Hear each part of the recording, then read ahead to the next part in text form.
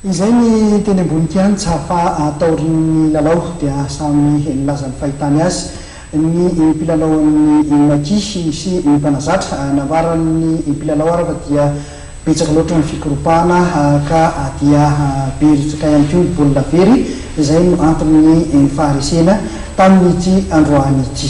Tondra fanavana ny kasina zay ireo mpilalao sasatsasany sy ny mpanazatra ny Makihy de Madagasikara. Fatako lalona ankapobeny isorako aloha voalohany indrindra ny mpilalao lalona haintso-javatra nefa na izany naty zany le finition zany mbola hitahista hoe lesika teo hoe fa isorana manokana ny mpijery naniola ny mpilalao atsika fa zay nanotsy nabinitsika tena marina. Inona ny tena hitanao hoe mbola mety hoe lesika telo atsika tamin'ny androany mety hoe tombony haingo-jareo na nalalao azy dio am'le jeu groupe pénétrant dia tsy naharitra foty kely tsika atao zany izy tena natony kely fa misy anarana manaraka stade hitarena zany avy izy fa seconde raha teo occasion be dia be olona maty zany lasa matsatsaka daholo dia zay lasa miladika be lalao. Inona no natonga loatra ny somary fikoropahana? Le fikoropahana izy afaka vakina ihany le bandy mbola misy tendensa be ny sasany mbola io zany mbola vakina ny sasany.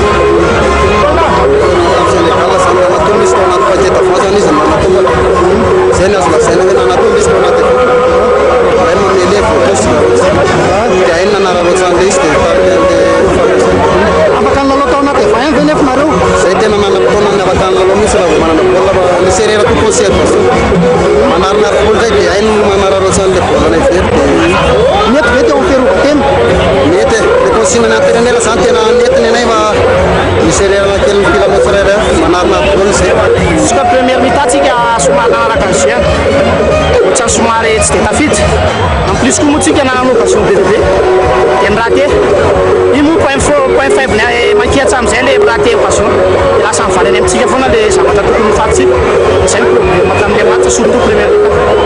Zany ohatra nisy fikorofahana kely ihany be dia be nisy erreur vokatr'ilay fikorofahana zay hoa koropaka be loatra tsika tsy haiko etampo be hoa zay ny hitako hoe etampo be mahita an'le supporter be dia be fa tokony ho match fa zany surtout amin'ny match manaraka satria raha monte groupe atsika amin'ny herintaona qualifie atsika coupe du monde amin'ny 2018 dia ataoko hoe expérience ho an'le voakely vao miakatra iny mba ezahany amin'ny herintaona hoe ohatr'ireny ny lalao rehefa mafy dia mila manana expérience fa tsy varirina fotsiny.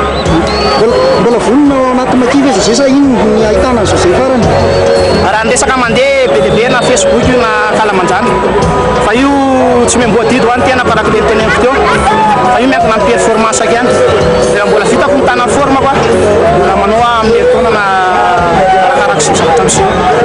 Ça a été un match difficile, on est tombé sur une équipe de Madagascar très en forme qui a joué tous les ballons. On savait que ça allait être le cas, physiquement ça a été très difficile mais on a géré, on les a pris devant. On a travaillé ça depuis mercredi et ça a payé mais c'était pas évident parce que le stade plein contre nous, c'était vraiment magique, magnifique, ça restera un des plus beaux souvenirs de ma vie. C'est exceptionnel de jouer à Madagascar à Tananarivo. Ce stade est magnifique, cette équipe de Madagascar est complètement magique. Ça restera un souvenir inoubliable. Maintenant voilà, il fallait un vainqueur, on a gagné et on est content, on est fiers.